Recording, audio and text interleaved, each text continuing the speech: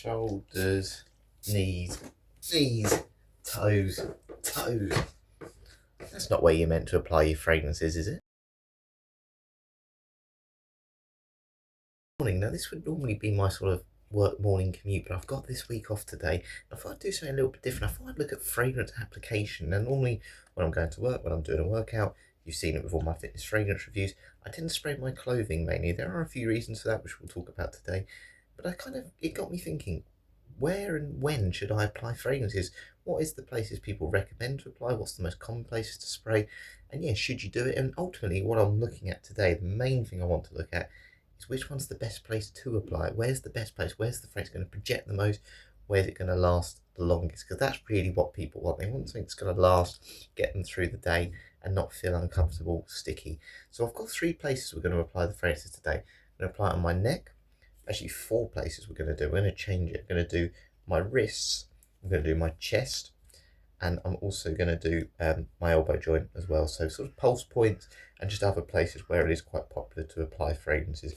The one I'm doing today is Lush Karma. That's the fragrance I'm going to use. Why have I chosen that one? One, it's a fantastic fragrance. It's brilliant. But it's also one where it's not really strong, really, really heavy, but its longevity is amazing. So if it lasts, then I know that that's a good place to apply, because this will last quite a cool day today, 6-7 hours, absolutely fine, as long as you're not getting too hot. Now, obviously, I'm going to be doing a workout, but I think it's got enough about it. So what I'm going to quickly do, I'm going to apply the fragrance. We'll talk a little bit about Lush Karma again to remind everyone how great it is while I do it, and also talk about why, where you may and may not want to apply fragrances, essentially. So we're going to start with the neck. So Lush Karma, if you don't know this one, it's basically this orange patchouli smell. Really nice. If you can get your hands on this, please do. Now, I've sort of been told by my brother, because he's been looking at this, you can't really get the body spray anymore, but if you can get the perfume for £70, I still think it's absolutely worth it. It is a classic. It's so, so nice. It will get compliments, and that's why I put it on today, because hopefully I'll get a compliment based on where I'm applying the fragrance. Now, I'm going to start on my neck. Now, I personally... Oh, first of all, don't like it because it's pretty cold when you spray your neck. But I've actually applied fragrances on my neck before when I was doing sports coaching jobs, and I got quite a sting from it because it was a tent that was like 30, 40 Celsius. And I used to have Versace blue jeans at the time. Went back and I had like this chemical burn. The other thing I found, particularly with my neck, the skin's a little bit different. I sometimes sprayed behind my ears before. You can get spots. So it's not something I particularly like to apply, but it's a good place to get compliments. Again, if someone's close to you, of course, if you're getting warm, it really does project off your neck. But of course, if you're on those intimate settings where you may be, kissing or anything like that, this may not be the best thing to do, because you don't want that taste of fragrance around your neck, do you? Essentially, people won't like that. But yeah, that's a very popular place to apply fragrances. Now, another popular place to apply fragrances is on your wrist. Now, this is essentially your pulse points. I see a lot of people do this. You've probably seen loads of people just rub their wrists like this as well. Solid perfumes are fantastic like that. I've actually got a Lush Karma solid perfume, and that's what I would apply to my wrist normally. But today, it's the fragrance. Again, it's something that's a bit more exposed. You're moving your arms around a lot more, obviously, than your neck. So that's where you couldn't get a little bit more projection, a little bit more notice. You're more noticeable, aren't you, if you're moving around? It will help the fragrance sort of project and linger a bit more in the air. So yeah, that's, I think, why people apply it on their wrists. Again, another sort of pulse point, another similar reason to your wrists, I guess. It's just in that elbow joint. So if you're wearing a t-shirt, again, if I'm running, I feel like you're going to really notice that, really detect that. So that's a very, very popular place to apply as well. And then as you know, I've put a very weird long tip. I put a t-shirt over a long sleeve. The reason I've done that is because it's cold outside, but I'm going to quickly spray my chest. Oh, that's horrible, right? That is freezing. But again, similar to your neck, it's not something that's as movable as your arms. But of course, if you're getting hot, which you tend to get a little bit hot under the collar at times, that just kicks up, doesn't it? And sometimes if you do this, you'll just really notice the fragrance. Your chest is a little bit more protected, of course, with clothing, and that may just help lock the fragrance in. And of course, today with my long sleeve, I'm doing the same. So we've kind of got 2 different things here going on. We've got 2 different places where I've sprayed where they're covered, so my elbow joint and my chest.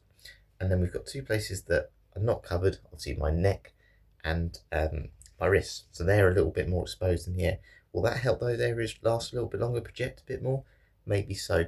But also there's 2 parts. Obviously my arm moves a lot more, so the 2 places I've applied here will move more. Will that help it project more? Will that increase its longevity?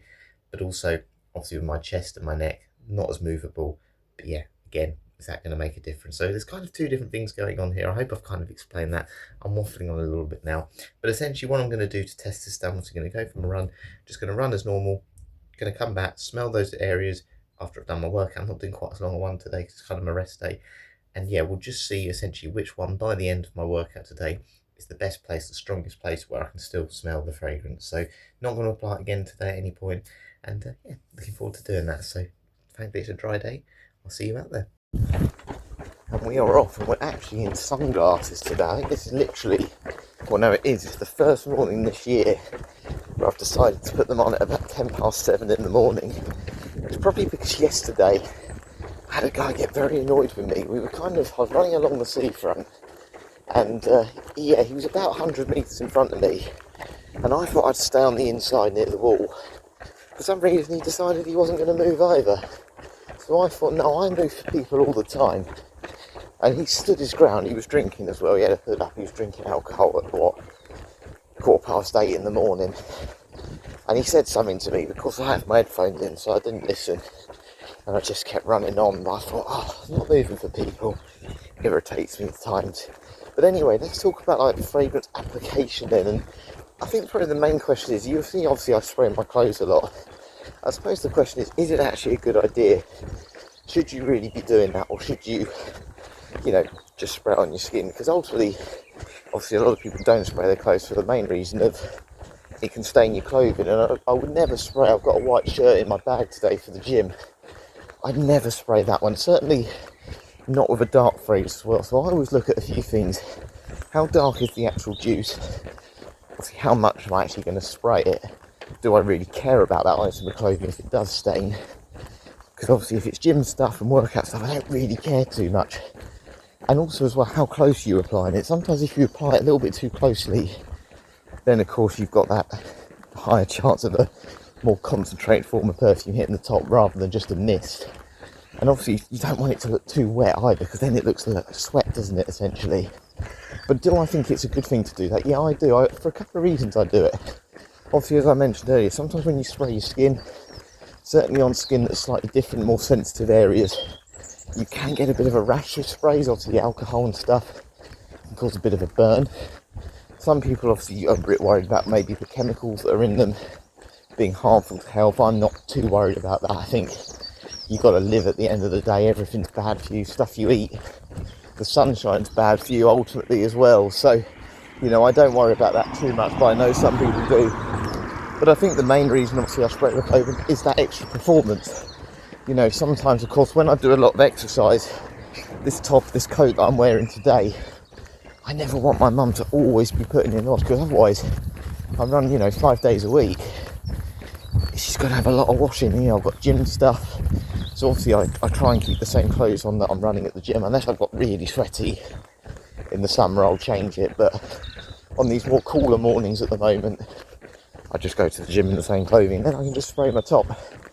And yeah, for me that's enough. As long as I don't smell, that's the main thing. You do get that extra projection, extra performance, I find, if you're spraying on clothing. I've got hoodies at home, and you don't normally put hoodies in the wash every day.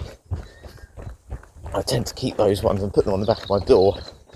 And of course, let's say I just put one on tonight, when it starts to cool down in the evening, I thought, that smells like, oh yeah, I put that on yesterday, it smells like juice or something. And you can just smell it from the other day. So it just gives you that extra performance. And it just, I don't know, I quite like that. Sometimes as well, I keep a hoodie in my car, so when I walk into work, I don't want people seeing that I've got my company logo on, because obviously I want to get in, clock in. I don't want customers stopping me at the time. And sometimes when I put that on, I can smell the spray I've put on that.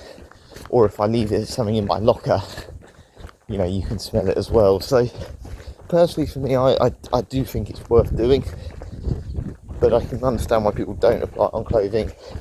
And I can also understand why people don't apply it on skin. But to be honest with you, best thing to do is, if you want that performance, that projection, do both. But obviously just be aware of the colour of the fabric, the type of fabric. Obviously this is not a sort of fabric that soaks in or anything like that.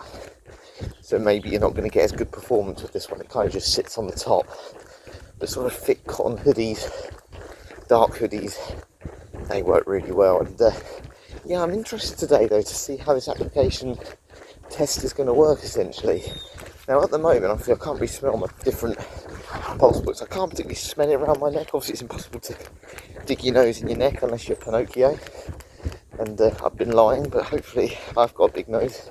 It's not big enough to smell the neck like that. But yeah, I can still smell it underneath the top. And I think this is going to be a test I'll do again in the summer. But I'm intrigued to see if the ones, particularly in my elbow joints, and all of those will last. Obviously there'll be a transfer between my arm and the fabric, but I did leave them to dry out. So yeah, it'd be interesting. I said I'm definitely more of a spray and clothes person.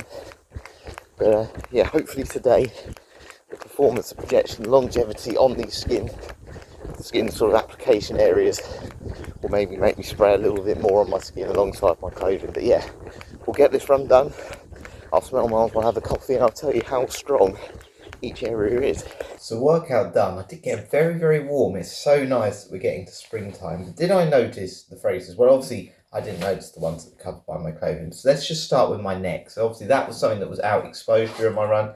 Now I've had it in the past where I've turned my head off crossing roads and I've got a whiff of fragrance from my neck when I've applied it. Did I get that with Karma today? No, I didn't. The only thing I kind of got, which I wasn't a huge fan of, was that feeling that my pores are blocked. You know, sometimes that's why the other reason I don't like spraying my skin, particularly around my neck area. And you feel like your neck is somewhere where, again, you can let some air out. Sometimes if you feel a bit tight around the collar, you feel warm.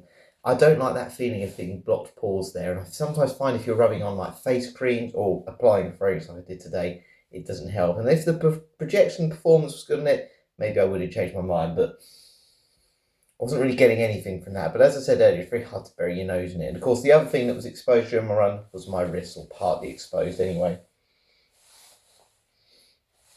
Now I can smell there's a fragrance there, but of course you're washing your hands through the day. I've just eaten an orange and an apple, so I've washed my hands. Sometimes that will wear off, and obviously with sweat and, just transfer of material. I personally am not a huge fan of applying fragrances again on my wrist, but the only benefit is, of course, you don't have that blocked pores feeling so much with that. But yeah, again, I can sort of see it working, but it's not something I'd massively do unless I had a solid perfume, and that's all it's for. Let's try my chest.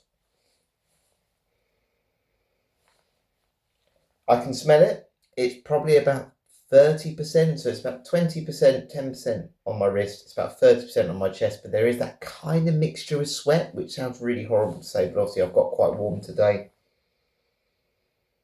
It's Karma and sweat. That's a really horrible thing to say. So again, I'm not a massive fan of applying it on my chest. I'm not taking all the tops and layers off, just putting things up. So I can now smell my elbow joint, which has been covered. Has the fragrance survived there? Now, of course, if I'm spraying on my elbows normally, I'd of course have just a t-shirt on, and that's when I'd notice it best. So I appreciate that. Because of my wrist was exposed today, I thought it was better to have my wrist covered, or sorry, elbow covered.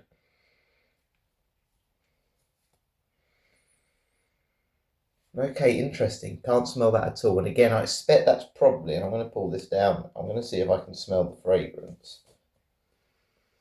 Yeah, I can smell it a bit on my top, but again, probably no more than 5-10%, so it's even less than my wrist. So at the moment, it's no two ways about it. None of it's particularly working in terms of where I'm applying it. Certainly not better than applying it on my top. So what I'm actually going to do before I go to the gym, I'm actually going to take this top off. I'm going to spray this one underneath and just see how much stronger that is by the time I'm walking and I get to the gym. So a similar length of time to what I just did with my run. So yeah, getting myself ready, and yeah, I'll update you on the next one. So let's do about 5 sprays. 1, 2, 3, 4, 5. Probably shouldn't waste this if this is being discontinued, because it's so nice. I'll never get bored of this one. Lush Karma, please buy if you haven't tried it before, because it is an absolute stunner. Okay, so here's a question for you, and comment below what it is, because I'm looking forward to hearing your answers with this one. What is the weirdest place you've ever applied a fragrance? For me, it's probably been the back of my kneecaps. Yes, again, it was all about, I don't know if it was a video I was watching, or it might have been a fragrance I had that was like a Lynx one again, where I had to rub on your pulse points. And I'm sure it said something about rubbing it at the back of your knees as well, because that's like a pulse point as well. And I used to think, at the gym, maybe that'd get a bit of extra protection, because I used to go on the cross train a lot, bending my knees. Absolute rubbish. Why you'd do that, I've got no idea, but I did it anyway. It had no impact at all. If anything, it just made it sticky between your knees. You know when like you bend your knee at the back? Yeah, it was just sticking to your skin. So I definitely don't recommend doing that. Wherever I heard it, wherever I read it, to be honest. It was a complete waste of time. But I've also sprayed my shoes before. Again, I don't know if that's particularly weird or not. I'm sure other people have probably done it as well. But of course, when you're doing things like running and, you know, gym stuff, sometimes shoes can smell. I remember there was these football boots I used to have.